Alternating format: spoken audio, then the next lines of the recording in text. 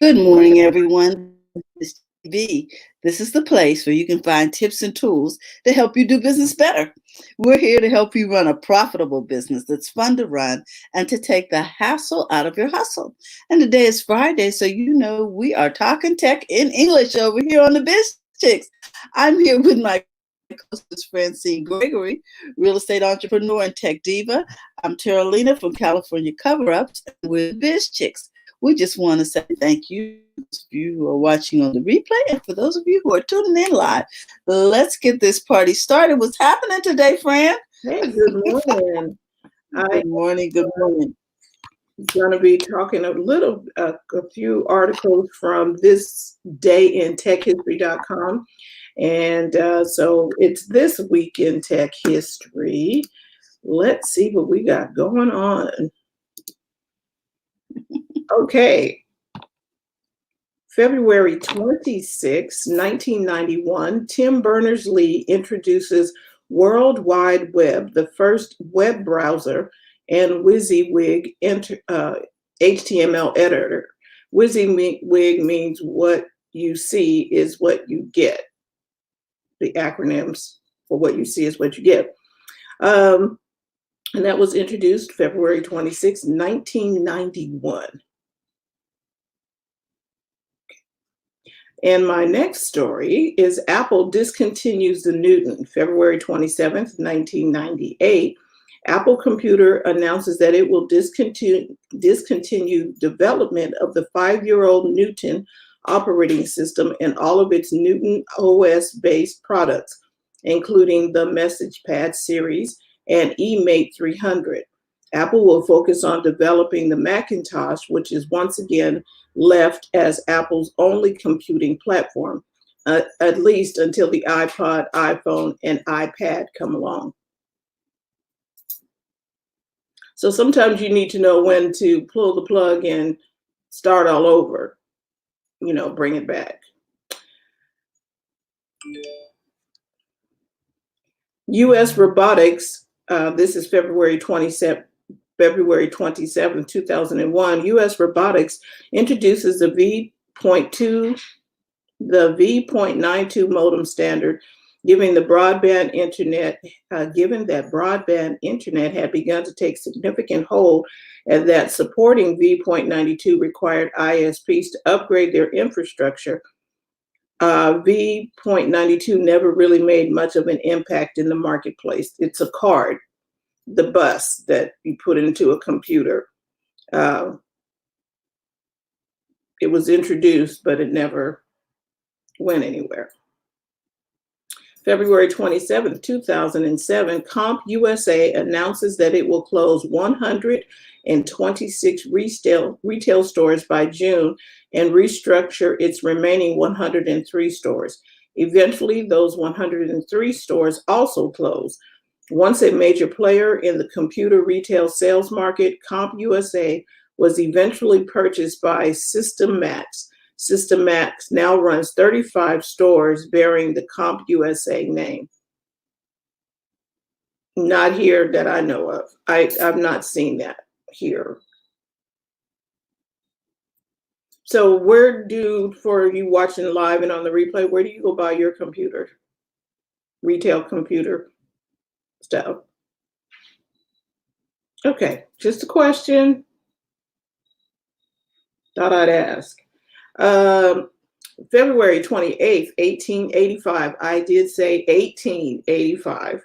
The American Telephone and Telegraph Company is incorporated in New York State as a subsidiary of American Bell Telephone. Eventually, the companies would merge, and thus AT&T was born.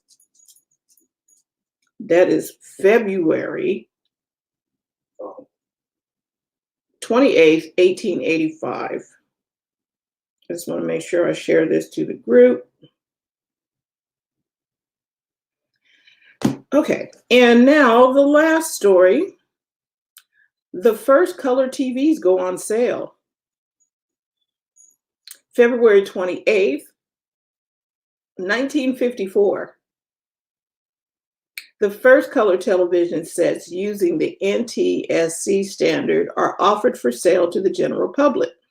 NTSC is the standard used in most North and South America, Japan, and a few other places around the world.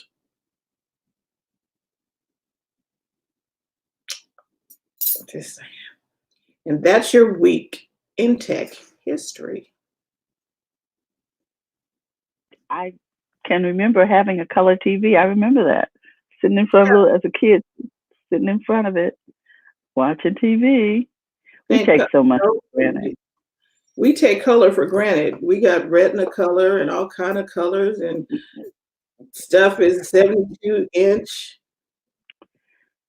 So Wow. what do we got in the news?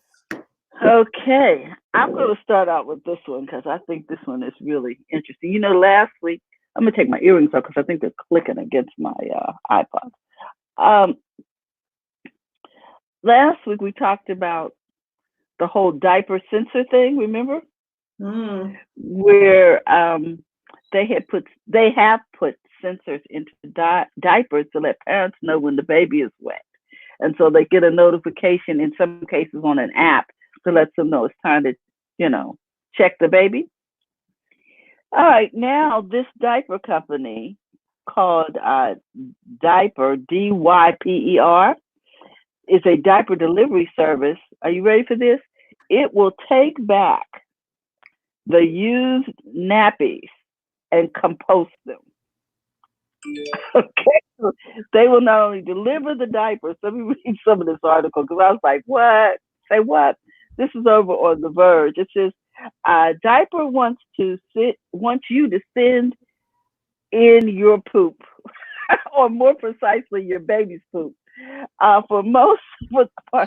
I thought this was hilarious. I was like, really? For those who subscribe to its diaper delivery service, Diaper will take back its compostable diapers. So it ties into their whole, purpose and mission with these diapers. Once the baby's done their business, and handle the composting in its re-diaper program, a partnership with waste management company TerraCycle.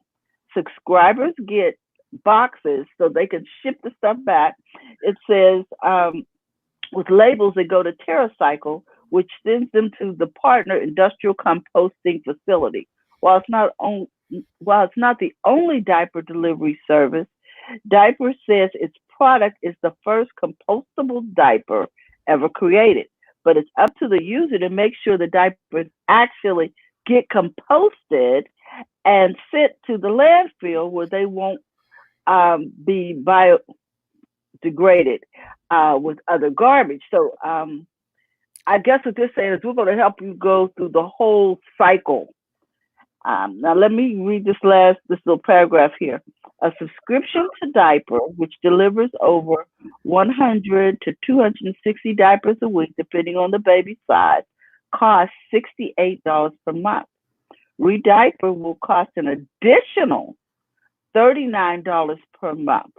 So if you want them to compost it for you, you'll pay another $40. The company says its diapers are made with a fiber that's from responsibly sourced bamboo that subscribers can self-compost at commercial facilities. So you can take it somewhere yourself if you want, or you can ship it back to them.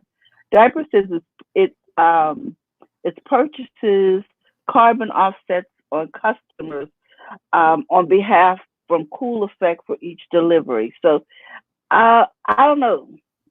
The company has an expansion plan, according to The Verge, to limit the further impact of shipping diapers to and from their composting locations, adding that our biggest goal is to divert diapers from being tossed into the landfill. Now, that is an admirable goal. So I guess what they'll eventually do is have places where you can deposit the diapers so you don't have to ship them. Because I have a real problem if I'm a postal worker with this process. Quite frankly, that's what I was thinking. Like the post office got to deal with this, and I'm thinking disease. I'm thinking, you know what I'm saying to you, ladies it just doesn't sound sanitary to me. I like the fact To that have, they let them, drop it off at a location and, they come you pick see what it I up. mean? But I can relate to that, yeah. but this thing of shipping it through the mail, I found that So can you, very when you interesting. And legally, I guess it's I actually don't going know, to the mail. Don't they Terry. have Here's laws my about thing. what you can send? In there like rules about what you can Yeah, send in there are the mail? rules. There's some serious rules Now I because can see when you if they know, could get. Now I can see if they could get UPS to pick up. Like if they use UPS, because UPS will come and pick up a package a from private your home. service. Yeah. So Well, I just found it interesting because I have visions of them with this stuff sitting in the post office next to my food delivery service, which is coming through. Lord. I'm just saying, or just the stench, because that's a lot of. I mean, I don't know how many customers they have, but if thousands of people sign up for this, or I hundreds don't of see a lot thousands of of people. people, I don't see a lot of people. I see people that that care about sustainable packaging, mhm. the environment, recycling, and things like that. But that's a small subset of parents. I think a lot of people care about recycling, But doing but it as and far caring and doing it is two different things. and I care about it's it got too, but it's like I said, do I really want to? Is that something you want to send through the mail? Can't they get UPS or some other carrier to come pick it up from their home? what I exactly. I don't know. I don't know how this is going to work, but they got that's on diaper. I just wanted you to know what's going on in baby world over there. Baby world. Yeah, I, I don't know, I, man. Friends you know like what I'm saying? Okay. I'm not. I'm not. mm, So that's that, and then I'm not gonna go into the corona thing because I think that's something probably you want to talk about, TJ. not The really. cancellation, What cancellation? Oh, the F8. Facebook. Yeah. Yeah. Well, they're Hmm. canceling the conference because people will be face to face. So it makes a lot of sense. A lot of things can Hmm. be. The one thing I will say about the coronavirus, the COVID-19 is what they're calling it now, and I'm trying to avoid the news because it's getting into Yes, there's a lot panic of mode and misinformation. everybody's running out to get masks, and the doctors tell you don't buy the masks, and masks are for the healthcare workers Worker. and people who are actively coughing so they don't spew all the stuff in. But if you're fine and healthy, you don't need one. The sick people need them. So if you buy them all up, there won't be any for the and there's Exactly. special kinds. The doctor on Good Morning America said that they have to be specially fitted to the face. You just can't buy Makes sense. any old. So but the thing I'm seeing about it that's going to come out of this something positive, and I know that's horrible to say, but there'll be more No. emphasis on telecommute because with this Facebook FA conference, it'll be more Uh on huh. telecommuting live. Like, see, like we're in different places. We're on opposite sides of the United States, and we're all here together talking in one location at one time. So it's going to bring the rise of live streaming. Definitely is going to be a big thing out of this because that's the only way people will have to meet or to have conferences or talk or even school. So I think another positive thing, TJ, that I see is that businesses are going to have to monitor what they allow through their filters. So, for instance, over mhm, here it says Amazon has barred 1 million products from making false claims regarding this virus. right. So now people have to re-examine what they're letting through Yeah. to the public. And And see, this ties we into talked the about this. this ties into the privacy thing that I've been talking Mhm. about. This is a part of it because there's so much things. This has they're saying this, they're saying that. This so who do you get your information from? Trusted source of information. What's going to come out of this? This is another layer of that clearinghouse that I'm talking about. That is either private. Exactly. It looks like to me, it looks like it's going to be private owned, like the Reuters thing we were talking about with the Mhm. deep fake and everything. and Yes. they'll have to, government will come up with some rules, as how they operate, but I think it's going to be privacy based because the government can't handle this. They'll want to, but what? And also, Okay. and also, if you want to be a trusted source, you're going to self-regulate. You know what I mean? Mm-hmm. So that people know, like, and Trust you. Yeah, trust is going. That's Yeah. what I said this Tuesday. You're in the business of trust. Everybody's in the business of trust because things are online more and more and more. This COVID-19 is going to push us more and more to things like this: telecommunicating, teleconferencing, live streaming. We don't have to meet face to face, but all of that stuff has got to be regulated and there's going to be rules. And that's where the government comes in and says, well, they'll have some kind of rules and you follow those rules, but it's going to be private, going to come out of the private sector as far as this trusted source for all things. Like I said, the good housekeeping seal. In food, they have the James Beard Award. Whenever I see a product in the grocery store with the James Beard Award on it, I pick it up because I already know that that's a trusted source for people in the food industry. It's very coveted to get that James Beard Award. It's like the it's like the Oscar of food. So when you see that label, it you jump over 10 steps because it's somebody that's new and they see it and they know about, well, this James Beard Award, I know about it, that this is a trusted, this is something good, whatever. They're not going to take 10 steps to investigate it. They're going to immediately connect to that thing and go, I can trust it. Like the consumer reports that they do they test the consumer products for years. They had the magazine and everything. So when they test it, you can trust their findings. Like, this is the top toaster. This is the best blender. Because they've done those things over and over for years. So you trust them. That's where we are. Why? Because it's convenient. Yeah. Convenient. Yeah. People want to be convenienced by, I don't want to do the research, let somebody else do it, but I trust that source that did the research, so I can trust them and I can go and do what I need to do.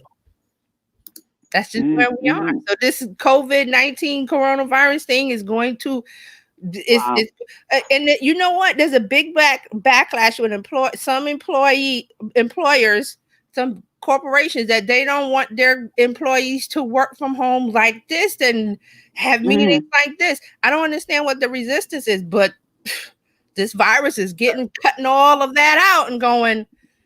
I find that really interesting because the government is usually slow about that kind of innovative stuff. Oh, really? They've been encouraging telecommuting for decades here in California. I guess because of the pollution issues. Could be. So I think that's what prompted it. But now, because we have this technology, they really, have gotten on board with the ability to monitor you even when you're working from home. Right. So and can we look at this? Jill says the FDA is definitely not a trusted source. Right. So that's why I said it's not going to be government leading the way. It's going to be private industry, and it always has been. Who made the smartphone? The popular smartphone? Apple did. The government did. A lot of the things that we use today, technology-wise, government had no hand in. It didn't come from them. It came from private industry. Government is still using BlackBerry. Yep. So that's why I was but the government will have a hand because of society and rules and laws and regulations. They regulate that kind of stuff. So I don't know who it will be.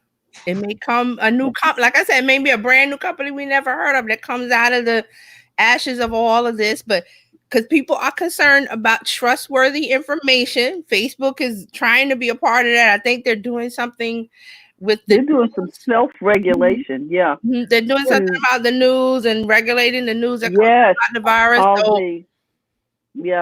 I think that all of the tech companies are doing what they can because they can. They have the resources. Because consumers, they can either be a source or a source of the panic, or to help control the panic. I think they're going to control it. Yeah. And so they are making a concerted effort to control it and give a trusted source It's in the of best interest information. of society and people to have trusted information and know that what you're looking at online, because that's the way it is now. You can get, who is that got scammed this week? Barbara Corcoran, the Yes. real estate mogul. Okay, Yes. She got scammed out of $400,000. $400,000. And before I heard the story, I said, I bet it was an employee that trusted. I don't think it was her that she signed something. I said she signed it because she trusted the employee, but it was the employee in question received the communication from another employee that she thought it was, but they had found out how to scam the other employee. How to get into the system. Right. So she was trusting that it was from an employee, a coworker, but it wasn't. They had somehow hacked the other employee's computer or whatever and sent the other one a request and something for $400,000. The employee sent it to Barbara, and Barbara signed it because it came from an employee. She didn't. Okay. Now, see, here's the thing. That's where technology might stop for me. If you are asking me for $400,000, you're going to come to my office. We're going to have a face-to-face, and we're looking at the documents of what I'm signing for $400,000. Right, and I'm pretty sure she's doing that now. But before this, she's dealing in large sums of money. It's a trusted employee that she's worked for whatever years. This is why I say about there's going to be a stamp of approval on things. Because you can't even trust, not that she's not trusting an employee. I'm just saying that it was a level of trust because it came from her employee. She wasn't looking for this is a scam, because they had dealt with sums of money like that before, because Barbara's in real estate. She deals in $100 million deals. So $400,000 is not a thing to her. And it came from an employee, but the other employee got hacked or duped because she trusted that it was coming. So see how there had to be some kind of encryption or something that they're going to clearinghouse something. So now a key is going to be like a company has a key, like a rubber stamp that only the company has access. And if the rubber stamp or the key isn't on the communications with amounts of money like that, then you have to question it. Where's the key? Right. See, that's going to be another part of it. Okay, so that makes sense. We were helping someone set up their StreamYard account. And so I was on a PC. The person had a PC. And so we're setting up this StreamYard account, and we're getting pop-up notifications, just ding, ding, ding, ding, ding. Pop. What is this? You can't even work because of from the browser. And it wasn't. This wasn't the browser. This was the computer. Oh, the computer. What she's got a virus on it. No, not a virus. No? It was ads. This is just a way of life. Ads that were coming up. On a Mac, you get notifications of your email and stuff like that. Right. These were ads that were coming across. Ads. Okay, so that was one thing. We went in, and so I'm helping them set up their StreamYard. And StreamYard is free, right? Yeah, so I went in and I put in the information, and then something popped up, and I was in another window, and it said, please enter your credit card information. Your card will not be charged until such and such and such. And I was like, no, hold on a minute. I had to go back and see, this is the reason why you read everything. I was no longer in the StreamYard window. You was in another window. I said, StreamYard doesn't use no company called Harlow or Har something or whatever it was. I was like, this is not it. And it wasn't StreamYard. It was whatever's happening on that computer. They have viruses. I'm telling you, 9 times out of 10, it's virus and spyware that does that. And you click on it and you get ready to put in your credit card, and it takes you out of wherever you were and took you somewhere else. That computer needs to be cleaned. It needs to be cleaned and the operating system reinstalled. Okay. There's viruses or spyware or both. We told them they only had it for about almost 30 days. Take it back to the store, get your money back, and go get a Mac. I'm sorry. It was too much, TJ. It was I way know, too but much. we get that a lot. It's like people, oh, my computer. So I'm like, you got to redo it, and this is why you have to have backups. Oh, but everything's on them. But that's why you back up. You can use backup. I think it's Backup Blaze. Is $5, $6 a month, and they back up your computer for you. And there's others, Carbon and all that. But you have to back up because in situations like this, oh, what's going on? This is not normal. Why is these things popping up? Your computer, your hard drive has to be wiped. That means everything erased. The operating system has to be put back on, and then they put your backup back on after it's been scanned. You know what, Terry? I remember taking these classes like in the 90s, you know, about taking it down to the BIOS, bringing it back up. And then we had the little disc, and you had to put the disc in the tower. And I'm just like, I can't even imagine doing that in this day and age. Really? And it's unfortunate that people, they are buying a system based on affordability. Right. But it's not affordable. I was like, well, you know, I heard a Mac costs a lot of money. How much money are we spending trying to keep you off this you know, going to some bogus site? Well, think about it. How much are you saving if somebody's out with your credit card doing God knows what? And I'm going to say, I always say this is an unpopular opinion, whatever, but these are people that go out and spend $300 on a pair of sneakers, or they buy their kids the sneakers, or they doing something, you know, some bill or this or that. And I'm like, that's money that could be put on a expensive computer, which is a Mac, but it works. It's like buying a Honda or Toyota. The resale value is off the chain if you decide to sell it. Also, the reliability of it. So you have to pay somebody to erase. It's not free unless you know how to erase a hard drive and put everything back on and check for this and check for that. No, you're gonna have to pay. You know they don't.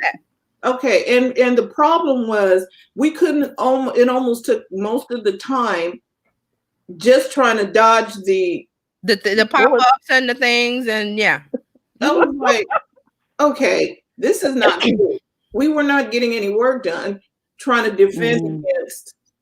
And here's another thing: if running a business, you must have a computer dedicated to running a business. Please do not let your children or your neighbor or your aunt, your uncle, your sister come over. Let me use your computer. Because guess what? They're going to go somewhere and download something. And guess what? Virus time happens all the time. It was easy to do because they make the little thing say, if you want to get rid of this, click here. And that's, you don't want to click there. You don't want to click. You have to end it. You have to end it through the task manager on Windows. You cannot click. That's a sign of yes. That you're agreeing to it because you clicked on it. See, these are little things that you have to know as a Windows owner and also as a business owner. Like I was saying, have a computer oh, yes, it costs more money, but being in business costs more money. You're working out the home. The kids want to use the computer. No. I've seen that so many times. The kids downloaded something and they keep bringing the computer to us to fix. I'm laughing. I'm like, every time you bring it, that's more money. Okay, so here's the other thing. If you are just dead set against a Mac, get a Chromebook. There you go. Just get a Chromebook. That is so much better than you don't want to say it, but it's better than a PC only because you are not going to be subjected to all of that stuff because the Chromebook runs on apps. Yeah. You can still get your work done. Get your work done. Still do everything you need to do. It's going to be web-based most of the time, and you're going to need an internet connection, but you will not be subjected to pop-ups and crap. If you go with a Windows computer, I'm not putting Windows down. It's been around as long as it's Apple and whatever. But there are so many things I had to remember supporting a Windows environment. I completely forgot because I have one Windows computer, but nothing is going on because I don't do anything on it. So with Windows, there are so many steps that you have to remember. And this is from me being in IT support and being in a Windows environment. And the user would call and say, well, this, and this. And I was like, well, you got to do this, and this. I forgot all of that stuff. Is like, I would have to remember it all over. because with the Exactly. the Apple system, the Apple iOS, you don't have to remember that stuff. It's And nothing to remember. again, we're not telling you Yeah, we're not get a Chromebook. Just get a Chromebook. If you're used to PC, not and you down don't in want all that Windows. hassle, get a Chromebook. Not down in Windows, but it's like I gotta remember 25 things when this happens, I gotta do 25 things. All these steps, yes. Before you can do your work. I was like, oh no, this is just not cool. And And you can understand why people get frustrated. Yeah. right, Oh, I got one more thing I want to ask you guys about. Mhm. Clearview IA, which is a facial recognition database of 3 billion images, faces data threat. So evidently somebody broke into their little system for facial recognition. Uh-huh. And this is causing a concern. So, a lot of the things that we think give us security, sometimes we have a false sense of security when it comes to things. And we just need to take precautions as much as possible since we're talking about, And security. a lot of it is human error. For example, we got a message from one of our friends, the Hey Gorilla or something. I got a direct message from them on Instagram saying something. I was like, that don't look right. And I didn't open it. So I went to their Instagram stories and she put up Erica, right? She put up a thing saying, don't click on any links from us because we've been hacked. So, my. But you have to go, Yeah. okay. I haven't had a DM discussion with them in a long time, and then I get something that didn't look right to me. right. It said, hey, something. I'm like, that don't look right. And I just left it alone. Then I went to her stories and saw she said don't, because they've been hacked. So that's what I mean about the human intervention, the I see something wrong. Because we say here in New York, when you see something, say something. So when I saw something, I was like, that ain't right. I just deleted it. I didn't even open it. Now, if I open it, then who knows what would have happened? That's when all the things come into your phone and on your computer. And here's the thing, when you get a little sense of something wrong, you know what's wrong, don't click. Don't click. Because the thing with the direct messages, you see the header. And it didn't look right. I was like, what is this? And I'm like, wait a minute. And I just left it alone. I saw her stories and I went back and you can swipe and delete without opening it. And a lot of things. So I'm just saying that that's an instance of that didn't seem right. And it happens in Facebook. Your friends will get hacked and they'll send you things in your inbox or messenger that the conversation doesn't fit anything that you've ever had with them before. Right.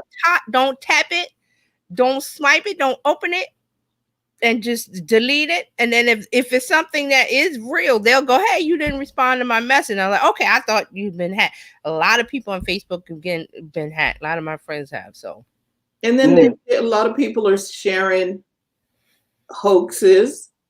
And stuff. And one person shared something and I just wrote back, this is not correct. This is a hoax. I do it too. I've had cousins mad at me. I'm like, as soon as they send me something, and this is not new. It goes back to email. Remember years ago when we was just on email, I used to get tons of things and I spent all my time replying to my fan. This is not real. Stop spreading it. This is not real. Stop spreading it. And then I would link back to Snopes.com who would fact check it. And I'm like, this is not real. Stop spreading it. But this is the society we're in. It started on email. You would see something and it sounded so real. Remember there was something about Microsoft and Bill Gates was giving away $100 money or something. Yeah. Like Bill Gates is not giving, but it sounds like something that people want, or a Walmart gift card or a Target. There's so many iterations of it. It's because you want it to be true. So she said, well, I better forward this because I don't know. But that's what they want.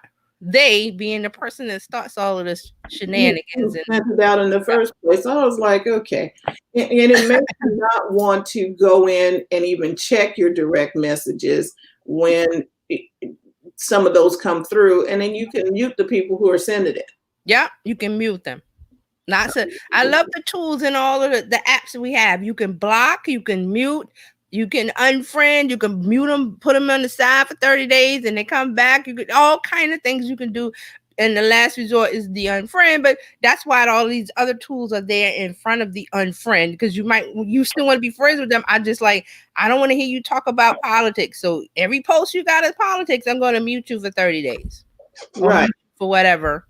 And then you you don't want to be muted. So here's the other thing: as a business owner, you don't want to be muted. So make sure that the stories that you're sharing are accurate and that they are applicable and they provide value, because you don't want to be muted. No, you don't want to be muted. Not as a business owner. That's a very good point for him. You don't want to be muted and there are things that people do as business owners, and buy my this and that, and like we said before about having a conversation like you're in a network event, real face to face. How would you talk to them? You don't immediately go up and say, buy my this, buy my that. You talk to the person first. What's so hard about that? So there you go. Okay, there's TJ. Can you get the comments from Pat and Brenna, please? Because I wanted to share something. I got a screen here set up. All right, so Jill, I want to say, she said good morning. Hey, Jill. Pat said, LOL, Chicago's Mayor Daley said back in 1969, the policemen aren't here to prevent disorder. They're here to preserve disorder. Brenda says, I have my boys, they remember for me, and now I'm learning new things from them. Yes, that's having young children like that, you're learning things from them. She says, I'll ask for a Chromebook for my birthday. My PC battery is low all the time and isn't changeable. Yes, you definitely want to get out of that situation. If your battery, you can't swap it out. Right. Yeah. And think about what do you use your computer for? Business, correspondence. You need you need Chrome, the browser for searching the internet, getting research, and the tools to write and create posts and stuff. Other than that, the other stuff is not necessary. Like I said, it's for business, so it shouldn't have a business need and not have, everybody's coming in and using this computer and doing who knows what and downloading whatever, and then there's your computer. Has a virus, has spyware, it doesn't work, things are popping up. And it's not a family computer. Right. Don't and the Chrome, like Fran said, the Chromebook is good for that, because you're writing blog posts, you're writing letters, sending email. You can create, your graphics and stuff through the browser. So you have Chrome for that. Anything else, you don't really need to download anything. Right. So, and you can also do your StreamYard or whatever from the Chromebook. It is a really good tool, and it's cost effective. Yeah. And I was like, okay, very cost effective. It gets people working, and and you can take it wherever you need to go. So. Right, and it's portable. Yes. And I'm still prefer Mac, but that's a preference, like I said, but the idea is don't do your business on the family computer. Have a family computer if you can afford it, and then have your business computer. Right. It should be separate, because you don't want anything to happen, and then it's like, oh, we got to spend all this money to get this thing wiped and cleaned and put back together. Then you waste time trying to get it wiped and clean. It's down. You can't do your work. You can't. Exactly. It's not instantaneous to wipe a drive and to put the OS back on and all that stuff. And you're dropping it off with somebody who's got it on a stack of other people's stuff, and you're waiting on them to get it done. Yep. And are they a trusted source? Avoid all of that and have a little Chromebook for your business use. And the kids go, oh, well, the family computer's down. Oh, well, we'll get it fixed when we get it fixed. I'm still working on what I'm working on, with my business on this business computer. So just food for thought, just to think about. But there will be something to let us deal with each other business interactions, like with Barbara Cochran.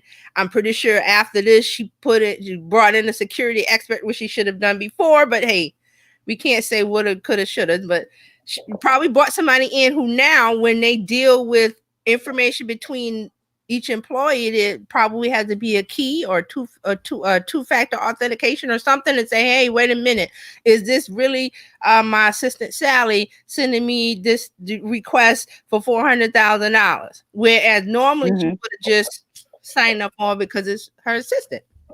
Okay, so now this gets into payment systems. There is, the Cash App, Venmo, other payment systems, and then the banks all have something called Zelle. Well, what I learned was that Zelle, you're not going to be able to send a large amount. You'll be able to send some large amount, but if the price gets too big, you're not going to be able to do that. With wire fraud going on, especially in the real estate industry, wire fraud is major. Right, because there's a limit of under $10,000 for transactions that aren't looked at. So there's some number that the banks look at. If it's over a certain amount, there's a question about it. I forgot what I thought that was for deposits of over $9,999.99. Yeah, because that might be transfers also. So right, so you need to check with your banking institution. But Zelle is a payment that the banks have come up. Like if you're with Wells Fargo, I can send you money bank to bank, my account at Chase. Yes. But it's not going to be a major dollar figure. It's okay. It might be $100,000, $2,000 or something like that. Small amounts. Right. But here's the thing. You need to be very, very mindful of any payment payment exchange that you're doing, because it is easy to pick the wrong person. They're going to ask you, this person is, you've never sent them money before. Are you sure you want to send it? And it's sent using their phone number or their email address. And so they're asking you, and they will not support any fraudulent behavior. So if it is not the person, they've already said, look, there is no repercussion if you send this. Wow. So you can write them a check, and a check will take a couple of days for it to clear. Then they charge you, even if it's on their bank. They have changed the banking system really, but with that whole thing with Barbara Corcoran, I'm still saying I would go old school. There would be somebody need to come see me for a $500,000 transaction. I need to sign off on that with a wet signature. Wet signature means it's not digital, or electronic, just to be, watchful. And that means you need to watch your money. And I'm not saying she didn't. I'm just saying that, technology has its flaws. Oh, yeah. Technology is not 100%. It's not designed to be. That's why I was saying about when you're looking at things, like, by example, with the direct message and Instagram. That was the human factor that came into play, which it should, because my brain told me something was wrong. And I didn't just, I didn't wish it or push it away. Same thing when I'm sharing information on Twitter or Facebook or whatever, and there's a link. I've gone to that link and read the article. I don't just blindly share, because I don't know what it is. I need to check it out before I send it out to all the people that's following me. That's because that's what you're supposed to do. You're not supposed to blindly share information. Same thing what we were saying with way back with emails, when people would just send the hoaxes because they didn't read it and check it out. Same thing. Technology does not get rid of the fact that we as human beings have to go, okay, my brain is telling me something ain't right with that. Oh, but it's on the internet, blah, blah, blah. Nope. Oh, it's on the internet. Oh my God. Nope. Don't do it. Check it out for yourself. And the excuse of, well, somebody sent it to me. Well, when the buck stops with you. Okay. Check it out and say, wait a minute, what is this? Yes, it takes a few minutes to click the link and look. And don't pass the poison. It's okay. Like, it's not real.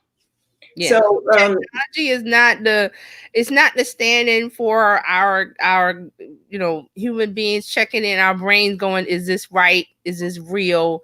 Is it fake or whatever? Mm-hmm. Because our brain is Mm-hmm. good at doing that.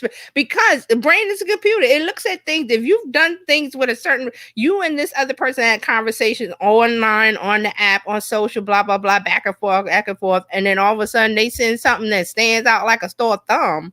Like, wait a minute, that doesn't sound like anything Tom would have said before now. That's your key. Check it out. Mm-hmm. and that is why it's good to get to know. That's why people need to get to know you. But if you're always spammy and stealthy, they're not going to get to know you, and they would never know. Like TJ would never say that. That can't be. You know it's a hack. Heck. And it's easy to happen to people because you need the two-factor authentication on all of your social media accounts and your email. And they all offer it. It's a pain. Yes, I agree. It's a pain when I want to log in to look at my domains over at Namecheap and they say, well, where's your code? I'm like, oh man, I got to pull my phone out. I got to get the code, the copy. But that's because that's a lock. Think of it as your front door to your house. There's a lock. You have the key. Nobody else has the key. So treat your accounts like that. It's your home on the internet. I don't want anybody getting in my home and making calls and, popping popcorn and making hamburgers and sitting up and watching my TV and chilling and making calls as if they were me to people that love me and know me. That's what it is, really. They've come in your home and just, yeah. And they talk in their language, not yours. So you're going to know, wait a minute. Terralina doesn't talk like that. Fran doesn't send messages like that. And every once in a while you do see news reports where the robbers come in and cook dinner or whatever. They come in and relax. Like, really? Chill. Posted up. I had that happen to me where my son or somebody said, "Are you asking about government grants or something?" I was like, "No." And so they had hacked my Instagram account. So I had to go into Instagram and prove that it was me, take a picture with my driver's license and do all of this stuff to prove my identity. And they took down the other account. Right. I was like, okay, yeah. But if people know you, they know how you talk. They know how you act. Yeah. Somebody is supposed to say something to you, like, did you tell us that we're supposed to be flying to Mars tomorrow? Oh my gosh. I saw the direct message and I was like, okay, I got to get back. I was like, well, it didn't look right, but I was like, I'm going to get back to it later. But then I saw her story where she said, it's not us. We've been hacked. So let people know when you've been hacked. That's happened to me on Facebook. Some of my friends are like, don't respond to, and it happens in Messenger and inbox more than anything. Right. And, and that's why when something popped up in Messenger, send so-and-so some money. I'm like, nah, not from Messenger and not on Facebook. I'm not trusting that. Now, Square, who owns Cash App, I will trust. Right. Venmo had some troubles, but they're done by PayPal. Right. But they're a little bit more reputable. Not Facebook. I'm not sending you money on Facebook. No. That's not going to happen. No. So technology is not 100% ironclad guaranteed of they're all at one point go down and there'll be hacking involved because there are people out there doing that. That's all they do all day is try to break in. They're just the little people who couldn't make it as a superhero, so they're gonna be the villain. They're gonna be on the back. Some of them enjoy it. They sit around all day trying to get into, Citibank and Chase or whoever or Wells Fargo or whatever. They spend all their time doing that, and they love it. You can't beat that when they're going to be there hacking. That's their thing. Like, do they have a job? No, they're hacking. Oh, mercy. Because they love it. Sit there all day hacking. They can't, and that's the thing that's really hard to break because they're so enamored with the process of loving, of doing it, and wanting to do things like that to break in the systems, government systems, and this and that. Just to say they did it. Mm-hmm. Yep. Just to say it's cred, street cred. Oh. Yeah. Wow. Yeah. There you have it. So, ladies, do we have any other topics today besides poop and I do. Good. I do. Since we're talking about Windows and Instagram, so Windows if you use Windows, you can now use the Instagram app on Windows desktop, and you can send direct messages. Because they have the apps on Windows. The store they're called PWAs, which is Progressive Web Apps. So it lets the app that they have for Instagram. You have to go and update it if you have it downloaded on your Windows PC. You have to go and update it, and it will now allow you to do direct messaging on Instagram. Because that's a big deal because Instagram is a mobile app, mobile only. Right. That's major because we still can't do it on a Mac. We can't. Right. We can't do it. So it's Windows only. It's because they have PWA, which is the Progressive Web App. Their app store on Windows is different. The apps that they have on there. So if you're a fan of Instagram and you need to use it on your desktop and you want to send direct messages, now you can. There you go. That's pretty good. Yeah. So another thing I have, let me bring up my story that I was really excited. This is something I wasn't sure that was coming. I kind of thought it was coming, but it's coming. LinkedIn is going to do stories.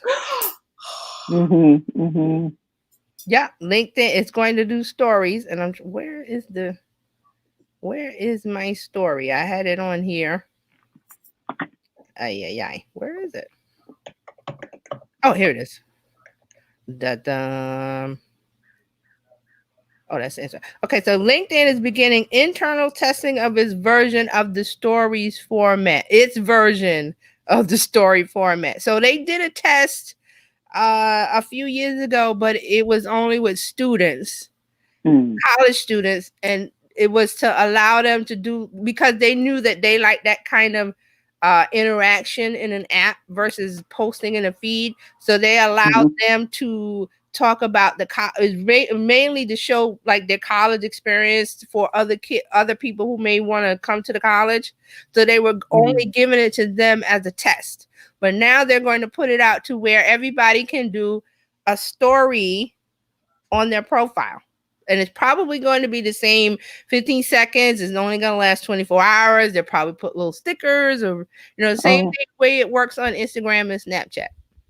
So I'm really happy about it because I like stories. Well, it's easier to consume and you're not sitting there all day. Mm-hmm. And it goes away. It's just a message for the day. It's a message for 24-hour period. I'm learning some things about it, and you don't have to have dated material on your Instagram or on now on LinkedIn, right? Or even on Facebook. You don't have to have dated stuff in your post. You can put something up that's time related. Say what you have to say. 24 hours, it goes away. You don't have to go back in and It doesn't live on your feed, and then if on Instagram, if there's something you posted, say last year or last month that you don't like, you can archive it easily. But most people don't do that, so they put something on their feed and they let it stay there.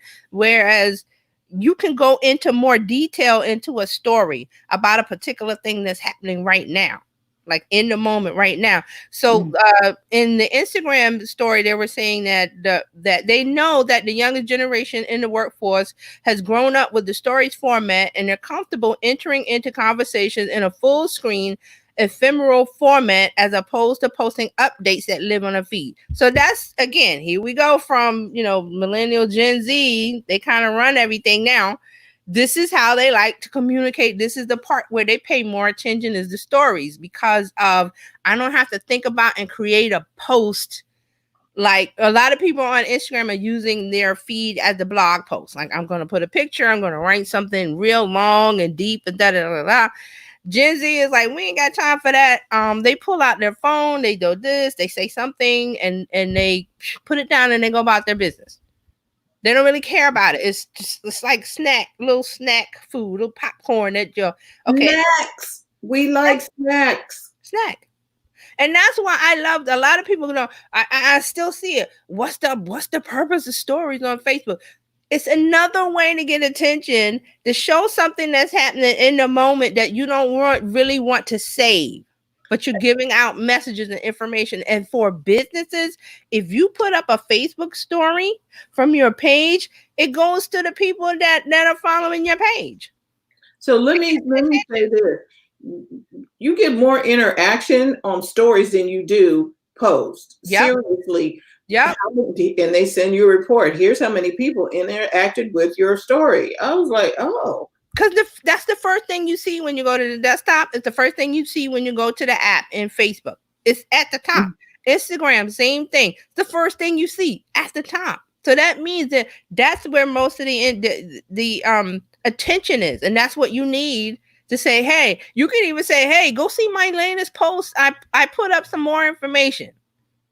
Because you don't want to put up 100 stories. You want to do 5, 10 stories is a good thing. Some people do one. But you want to have something there because it draws attention to go see my feed.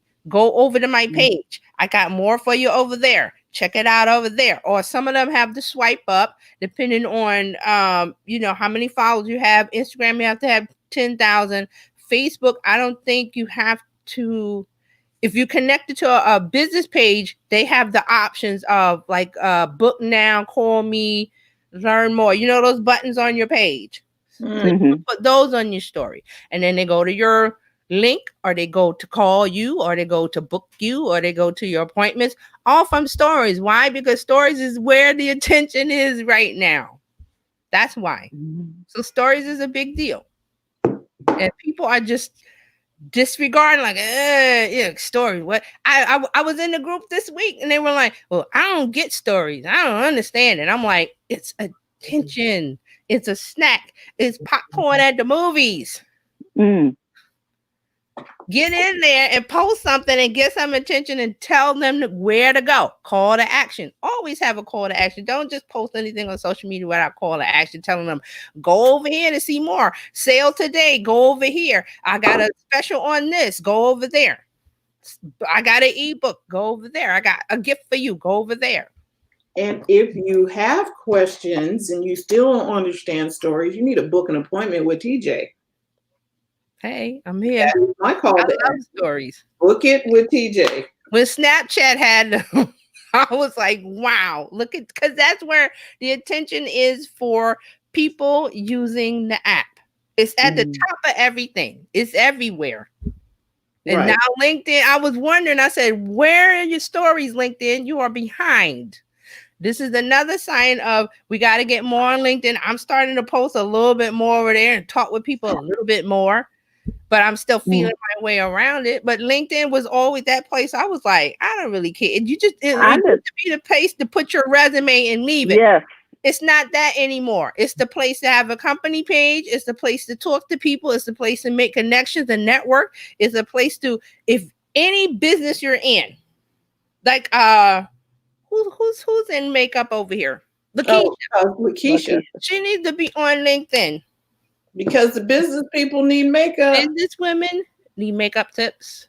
They need to know what's the latest in trends in beauty. Because they ain't got time for that. They might not go to Instagram and see, because Instagram is all beauty tips and trends, and the Gen Z and millennial, that's all they're doing is makeup and beauty, but they might not be over there. Or if you can talk to a certain subset of women on LinkedIn and come from a business mindset. It's a different approach now. It's not an Instagram or TikTok approach. It's a business approach. And that's the same thing with Brenna. Oh, yeah. Do her green living tips while you're at work or whatever. She can do tips for coronavirus. She might have something you can take to work and how to wipe off your keyboard. But you gotta be there. You gotta, and this is what they're saying, that the organic reach over there is great. It's the only place where organic reach is working. So Right. that organic reach means you post it. You And don't so pay. I used there was somebody who reached out to me on LinkedIn because I have I have on my profile that I do real estate. Right. So the lady said, "Hi, my name is so and so. We do bookkeeping and taxes for real estate professionals. We can save you at least $10,000 on your taxes." Who don't want that? Okay. See, So, that's a good approach. and so I reached out to her, sent her a direct message. When can we connect and whatever? She was in a different state, but I was able to talk to her. Right. And I wouldn't have done. I didn't think to do that on Facebook because nobody on Facebook had that approach. That approach. Right. So remember, LinkedIn is business first, but below that topic, there's everything. Everything that people want to do is there. You just have to have the business approach. That means a professional approach versus a jokey or a whatever you would, dancing on TikTok. That's not going to translate over to LinkedIn. So you have to think, don't think suit and tie, but don't think, a meme. And memes are there, but they're tasteful. There's nothing off color there. So that's what I'm saying. Think of it as business-like, but then I can talk to them about makeup. I can talk to them about hairstyle. I can talk about jewelry, because when business women, they want to have understated jewelry in certain places. Right. You can talk about that because you talk about jewelry. You're in the jewelry business, or someone who's into golfing or sports or what. It's all of that is happening on LinkedIn now. It's just getting started. So, think about what can you say, but I'm going to tone it down a bit, and it's going to be for a business-minded person. Think that way. So I'm loving the stories. I know there's going to be a little bit of fun. I don't think they're not going to go all wacky like with the, they may, I don't know, but I don't think it's going to be that kind of story. It's going to be more of a business approach, straightforward, and I kind of like that. So I'm waiting to see. All right. I this was good. I got to run you two. So if you two need. Okay. No, we can wrap it up. Okay. We're good. Thank you for everybody watching live and on the replay. We got our first Monday event coming up on Monday. Here in Sacramento. Yeah, come on by. For all those who watched live on the replay, thank you, thank you, thank you. Could have been anywhere else in the world, but you're here with us today. TJ, thank you from New York City. Again, I'm going to say this. This is our call to action. You need help with your social media. You need to reach out to TJ. Book an appointment. She will help you get it together, help you understand it, and help you get it right. Google Terry Johnson online. Just go to Google Terry Johnson online. You'll find me wherever you need to find me. Right. And if you need help with your tech tools and you're in the Sacramento area, we will be having a playground coming up. We will announce the times. Normally it's going to be on a Sunday afternoon where we can just go play, and you can bring all of your phones, your laptops, your tablets, and we'll help you get it all straightened out so that when you're doing your social media, you got your platform, all your hardware together. So thank you for watching. We love you guys. Don't forget to go to the front of your own line. We'll see you Monday. Bye-bye.